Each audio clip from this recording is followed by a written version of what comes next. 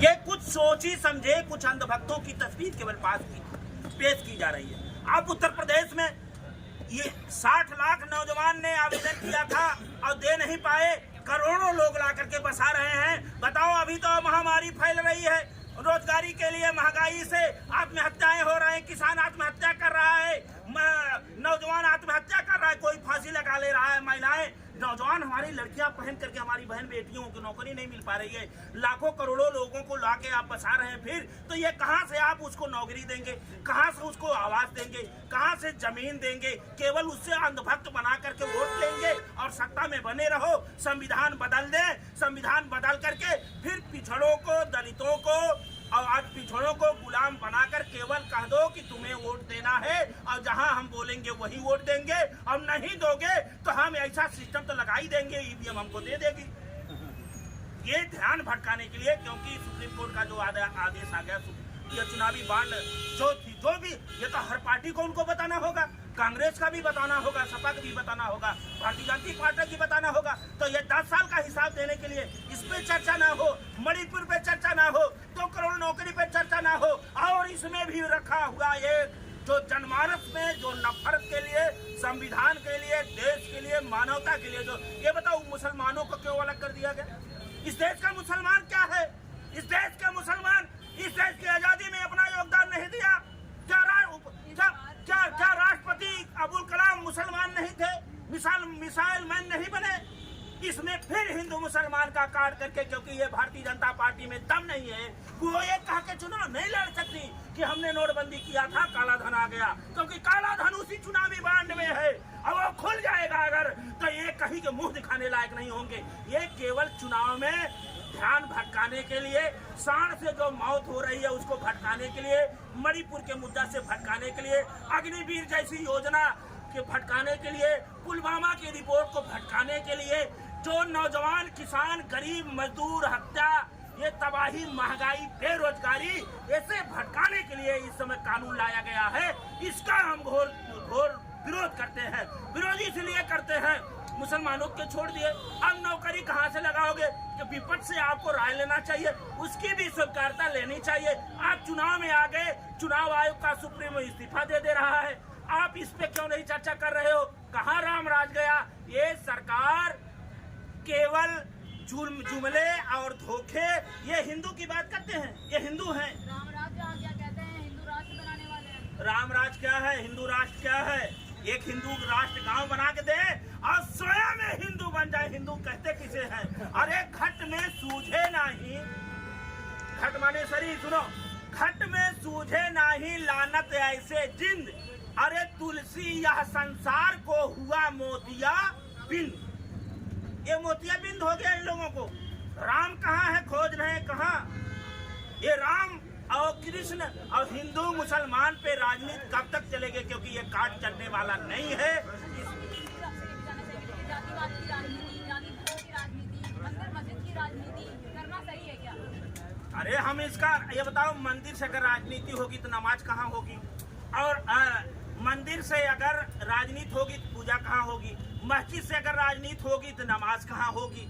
इसके लिए संविधान बना है। संविधान के तहत अखिलेश यादव जी हैं, मंदिर में पूजा करते हैं, मस्जिद में भी जाते हैं और अजमेर शरीफ भी जाते हैं। अभी इटावा में केदारेश्वर मंदिर बनवा रहे हैं, जहां देखिए नाग नागिन का जोड़ा, और शिवरात्रि के अवसर पे आए, वो तो नहीं कहते, वो तो अयोध्या में एक सबसे एशिया का सबसे बड़ा मंदिर का नींव और निर्माण करवा दिए, उस पे तो वोट नहीं मांगते। वो कहते हैं मेरा काम बोलता है, मैंने लैपटॉप दिया, कन्या विद्याधन दिया, बेरोजगारी भत्ता दिया, आगरा एक्सप्रेस दिया, इकाना स्टेडियम बनाया, लोक भवन दिया। मैं किसानों को, मजदूरों को और गरीबों को, जनमानस को नौकरी से लोहिया आवास से लेके, जनेश्वर मिश्र आवास से लेके मैंने दिया है। नौजवानों मुझे वोट दो, ये तो संविधान है, इस पे वोट मांगना चाहिए। इसलिए मैं कहता हूँ अखिलेश को मुख्यमंत्री नहीं प्रधानमंत्री बनना चाहिए। उसने कहा पीडीए मेरा भगवान है, यही पिछड़ा मेरा भगवान है, वो गरीब मेरा भगवान है, जिसके घर में रोटी नहीं है, जिसके घर में नौकरी नहीं है, जिसके घर में बहनों की शादी करने का पैसा नहीं है, माँ के इलाज करने का पैसा नहीं है, उसके घर में खुशहाली जाएगी, तब मेरे भगवान की सेवा होगी, यही मेरा पूजा होगा। यही संतों का विचार है, यही संत भी कहता है।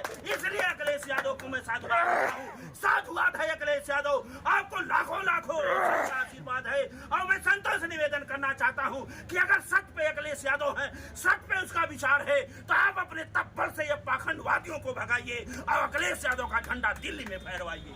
अच्छा, देखिए साधु संतों का जो आशीर्वाद होता है बहुत महत्वपूर्ण माना जाता है हर जगह पर, चाहे हमारे उत्तर प्रदेश की बात की जाए या फिर हमारे भारत की संस्कृति, हमारे देश की बात की जाए। अक्सर देखा जाता है अयोध्या की अगर बात की जाए, राम मंदिर बन गया है, वहाँ के साधु संत राम मंदिर को लेकर के जिस तरीके से सियासत चल रही है उससे खुश दिखाई पड़ रहे हैं। आप खुश नहीं है क्या? ऐसा है साधु संत, अब आप क्या कौन सा दिखाई दे रहा? किसी को ईडी का डर है, किसी को सीबीआई का डर है, किसी के माल में बड़ा खजाना है। तो आप बताओ, राम मंदिर में हुआ कोई गरीब गया था, एंट्री था, पास मिला था? अडानी जी आए, अमिताभ बच्चन जी आए, जितने लोग पूंजीपति थे वही लोग तो वहां पास में गए थे। यही रामराज है। राम क्या है? शंकराचार्य चार शंकराचार्य ने कहा कि ये दिव्यांग मंदिर है, उसमें आप प्राण प्रतिष्ठा मत कराओ। देखिए, विषय विषयांतर नहीं होना चाहिए, विषय विषयांतर नहीं होना चाहिए। कबीर साहब ने कहा ये राम चार है, एक राम दशरथ का बेटा ये शरीर, एक राम घट घट लेटा जो हमारी आत्मा है, एक राम सकल पसारा जो दुनिया देख रही है, और एक राम जगत से न्यारा जिसको हिंदू भी, मुसलमान भी, सिख ईसाई बौद्ध सब लोग कहते हैं कि सबका मालिक एक राम वो है। और ये सुनो, ये मंदिर, ये तन मंदिर में जाए 100 बार, अगर तन मंदिर नहीं बना तो मंदिर में जाने से क्या फायदा? इस तन के मंदिर में ही मिलेंगे राम। झूठे जय श्री राम कहने से क्या फायदा? ये केवल अयोध्या राम मंदिर आनंद फानंद में करना योगी बाबा को अगले बगले कर दिए।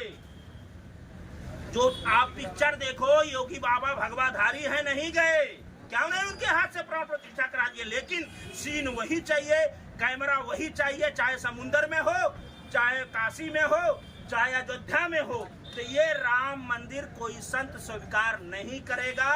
और ये लोग केवल राम के नाम पे, गाय के नाम पे, गंगा के नाम पे सबको ध्यान भटकाना चाह रहे हैं। इसी के आड़ में जो अंधभक्त बना दिए हैं पिछड़ों को, चाहे कोयरी हो, कुहार हो, लोहार हो, गलेरिया, भर, धरकार, कुर्मी, पटेल, निषाद, बिंद, चमार, जाटव, जितने लोग हम केवल धर्म के नाम पे ऐसा करके उनसे वोट लेके उन्हीं का अधिकार ये छीनना चाह रहे हैं। ये सच्चाई है। महाराज जी, एक ओम प्रकाश राजभर का वीडियो कुछ दिन पहले वायरल हुआ था, जब वो मंत्री बने थे, तो उन्होंने कहा था कि पीला गमछा आप ओढ़ करके जाइए, सफेद गमछा ओढ़कर मत जाइए। अगर पीला गमछा आप ओढ़कर थाने में जाते हैं तो दरोगा वो आपके चेहरे में ओम प्रकाश राजभर दिखेंगे। लेकिन कल एक जो तस्वीर वायरल हुई सोशल मीडिया पर, उसमें उनके कुछ कार्यकर्ता थाने पर गए पीला गमछा पहनकर, और दरोगा साहब ने वहाँ पर उनकी मोबाइल भी कब्जिया ली और उनका पीला गमछा भी कब्जिया लिया। आप क्या कहेंगे कि जिस तरीके से ये अपना दबदबा कायम कर रहे हैं, ओम प्रकाश राजभर सही है? ये देखिए, सही नहीं। ओम प्रकाश राजभर ही जैसे लोग पिछड़ों के लिए घातक हैं, नासूर हैं। ये इन्हें अब वो मंत्री हो गए, उनका बेटा लोकसभा प्रत्याशी होगा, उनके रिश्तेदार एमएलसी होंगे। इन्हें न संविधान से मतलब है, न लोकतंत्र से मतलब है, न राजभर से मतलब है। ऐसे लोग, अहंकार उनका बोल रहा, पीला गमछा पहन लिया क्यों? का आपका जिलाध्यक्ष, अब जिलाध्यक्ष को आइए कि एसओ ठीक कर दिया, जिला अध्यक्ष को एक एसओ ठीक कर दिया, और डीएम के यहाँ पहुंचेगा, कमतान करेगा तो जेल में भितरा देगा। तो ये अहंकार है, और अहंकार ही प्रभु का भोजन होता है। जब दिन जाने के आते हैं, अत्यंत आयु रह जाती है, तो बुद्धि नियत उल्टी होकर अहंकार के जल में बह जाती है। ओम प्रकाश राजभर हो, चाहे आज जितने पिछड़े हो भारतीय जनता पार्टी में, भारतीय जनता पार्टी का कैबिनेट का मंत्री अपने विभाग का अपने विवेक से काम नहीं कर पाएगा, क्योंकि वो आरएसएस जारी करेगा, उसके बाद नेतृत्व जारी करेगा, तब काम होगा। वहाँ तानाशाही पूरा है। ओम प्रकाश राजभर, उनका नाम ले लिए, उनका नाम क्या ले? अरे अखिलेश यादव बनाम यहाँ भारतीय जनता पार्टी की